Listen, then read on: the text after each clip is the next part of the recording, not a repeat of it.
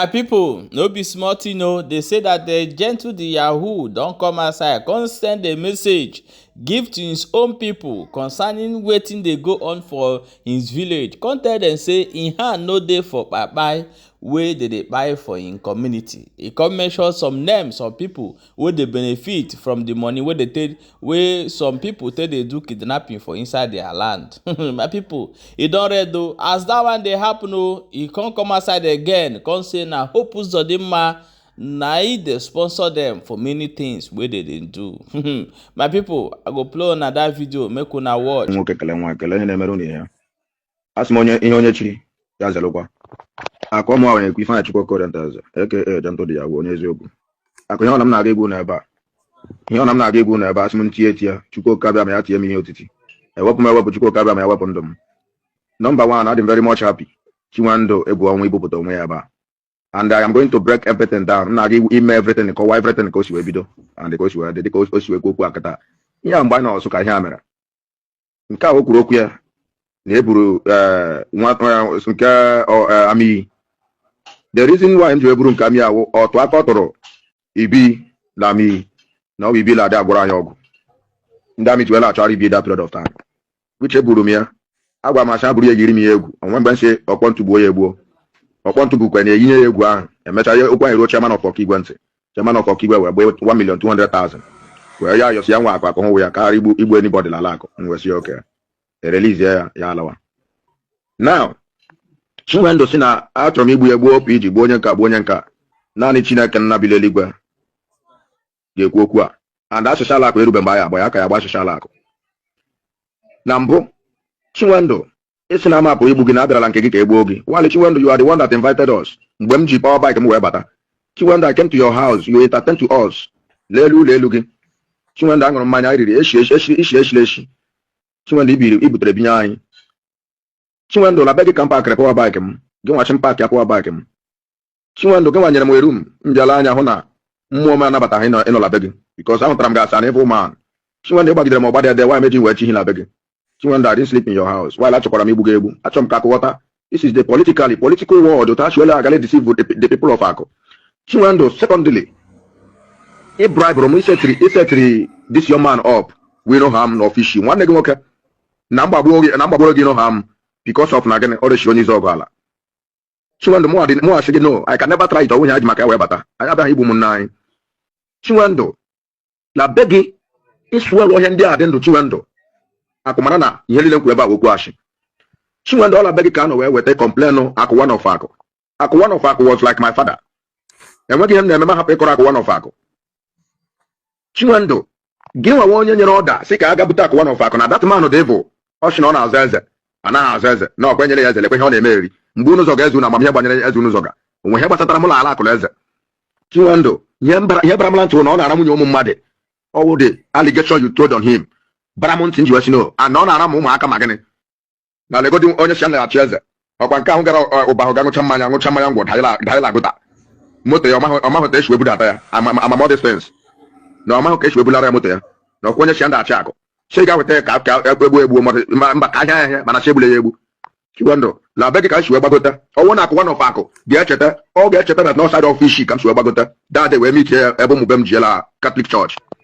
Chinwendo go say one of Ako, say Yakoya na Ebulebu, which I did. Chinwendo we tell Shimula one of Ako, we paklata yon. Ashisha kwa baba aka ya basha shalalako. Chinwendo e chefuru mgbe isi na mto were nwanyị PG kwa ya ihe nke mama gị hele regular PG. Chinwendo ngwa gị na I can never try it. Na abịa mo obodo a mmadụ use m anyhow. So aga ma try. Before nwanyị gị, that as nwanyị gị, this girl la ha dị. 30, your fishy, one nigga one small girl of yesterday. Without even knowing that Chinwendo and I didn't that girl and another girl. Intending Maduma, that didn't that girl. Chinwendo, this girl was coming. Ebenden and then nano. Obochaya. This girl lewenden na lelo charanya buku ihu. Boy asem na miaza. So why you wake up at the hair? Kele mo come on then na monogamo.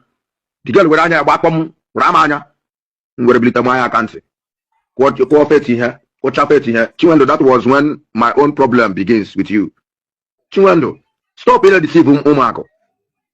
Chinwendo, ichefuru that na genwa wonye gwara mo na mana nakwala any money carry 15 million. Chinwendu agbara ụlọ nna m ọkụ mgbe ị na-agwa m okwu aka sị gị na ihe ya ji ewute m na bet Zuma nọchiri ụzọ Ihube agbahụ be nna Zuma ọkụ ele ihe mere ọnọdụ a ji wedị like this echicha from chigodo ebe chi wee baga rutela be nna m wee bịa mụọ be nna m ọkụ Chinwekwe ka ihe ha dị Chinwendu gị onye gwa m na m kwechila 15 million na m agakwala ha ntị but Chinwendu ibilitere wee tọọ n'okwu a ifuru ọchụ nwa ọkụkọ nwa ọkụkọ nwa gwe ọsọ ome ihe ya jidekwa ogwu ya jidekwa ọfọ ịghọta Chinwendu I denied you si ihe nwere m iwe agwụla otechi batacha bịa ụlọ nna m ọkụ bọchị nsogbu na nwe onye ọra mbụrụ elu mana si amakwa m ndị mere m ihe mere m o Chinwendu nke m gwara gị na chi akụwụ nke m akụwụ nke gị ihe ọbụla akụ kwerekọta si n'ọhịa ga-eme let it be so Chinwendu mgbe a gara ịgba izu laa mmiri l'azụ ebe ụlọ PG opposite ụlọ PG l'azụ ụlọ ahụ Chinwendu mgbe PG ha gara ịgba izu akpọrọ gị Chinwendu ịdị na iresi na ịmanga that was when you was telling me that is the point ị nọrọ agwa m si m na m kwechiri ndị ọgwa gokwu gwara gị Chinwendu ihe wu confirm m ihu abụọ ihe wu confirm devil if akụ dị ụta ọ dị let the people of Akụ hear it clearly akụ dị ụta ọ dị today with Chinwendu and akwuru m okwu that na people that are gaining from ihe megala ala akụ kidnapping na megala ala akụ na mma akpọ names asị m na achọ m ịkpọ aha mana ebe a chọrọ ka mkpọ aha na-afọsụ ka mkpọ dị name because I go boss Chinwendu this morning Chinwendu was one of them collecting money from kidnapping na megala ala akụ after PG ha gbachara izu PG ha wepụta si na ya agbatara izu 10 million na biko nwanne na m nagide jụọnụ PG let PG come out if PG can talk because ama nye PG jezo onwe ya nye PG jezo onwe ya wụ April bụbuole PG before government house everywhere bo PG allegation na PG na arụ with Gentle na PG ma ihe oji with Gentle wala eji m contact PG anamarụ with PG onweghị otu mụ na PG chakọrọ contact but ọ na PG wo somebody chọrọ ka udo dị n'ala akụ enwe otu mụ na PG shekwu and ahụtara m the spirit in him mere o ji awekwelukwa ala akụ maka am down now PG ha gbachara izu wepụta si na 10 million naira jụọnụ PG ma agbagara m agbaga na 10 million naira ụta ka nchi wee nara ya ụta ka nchi wee nara dị 10 million naira that 10 million naira ka nji wee gbaa sọm ala ndị mgbara gụọ ụlọ m gụpụtara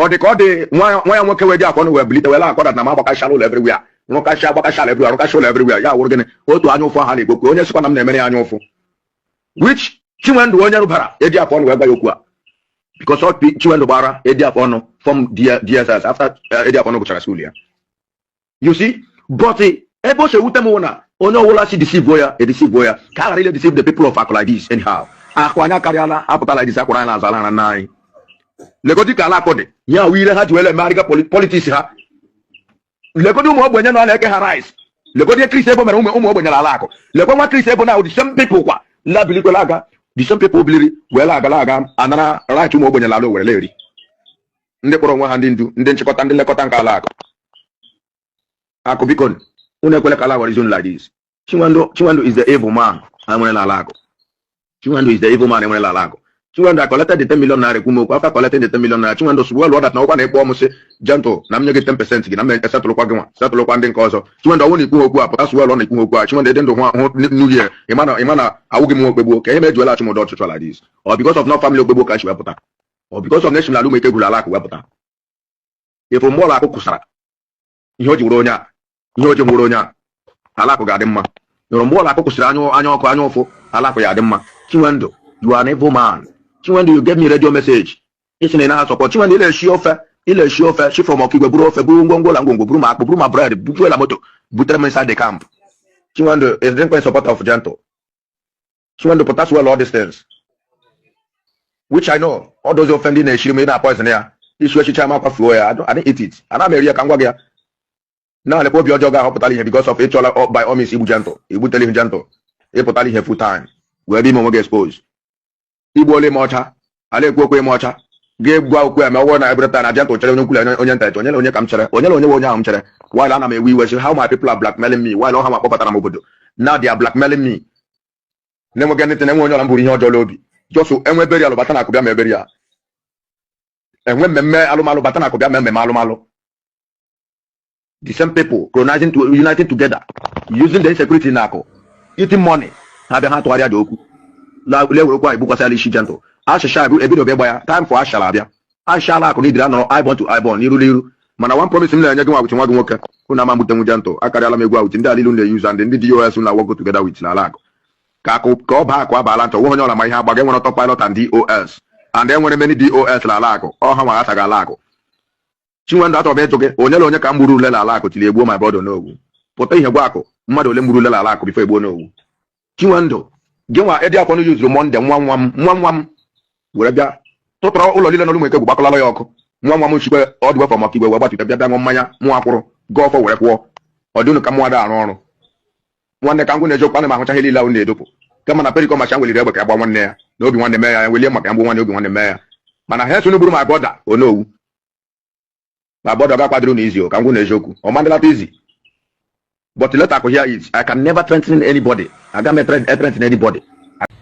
And if Uzodinma is denying that he did not have any meeting with Gentle and with my master and not the rest of the commanders, if Uzodinma swirl over this, Uzodinma must die. And I am standing, making the word and our people to understand the kind of evil man that Uzodinma is. Standing firmly and standing gidigbam, telling our people this. If Uzodinma did not have meeting with me and my master, with other commanders, let I know be. Lekwane ka anyị hụrụ too. Lekwane ka anyị hụrụ taa anyị nọkwa n'ụlọ. Besi na anyị edeme. Mgbo flying bullet bịakwa. Hit ebe eze mgbapụkwa eye. Lekwa mgbo ya ka Joy ji n'aka lele nga ọgbara. Lele ni nga ọgbara kelekwa m Chineke. Kelekwa m Chineke. Lekwa mgbo. Aha mam jijiji. Aha man jidejigoda besi na oten. Ije ma oteliye. Nga ọnụ ka ọnụ kwuo. Nga aka ọnụkwa. Nga aka besi na anụkwuo. Ka besi na anụkwa. Mgbo ọgbapuo yo. Lekwa mgbo ya. Lekwa nga oshi gbapuo besi. Lekwa ni yo. Lekwa mgbe ya ka Joy tochi n'aka lekweni yo kelekweni Chineke tina anyị na-ekpero amadịkwata anyị na-emechi n'ụwa ya eme. Welcome back my wonderful people. Una don hear am as e take talk am as e take mention the governor of Imo State being Uzodinma, which is I did the video here long time ago. If you people will go back, you will see the video, the full video of wetin talk for that video. Now the other video you just watch where they are showing you a flying bullet, this is what the military is doing in Igbo land.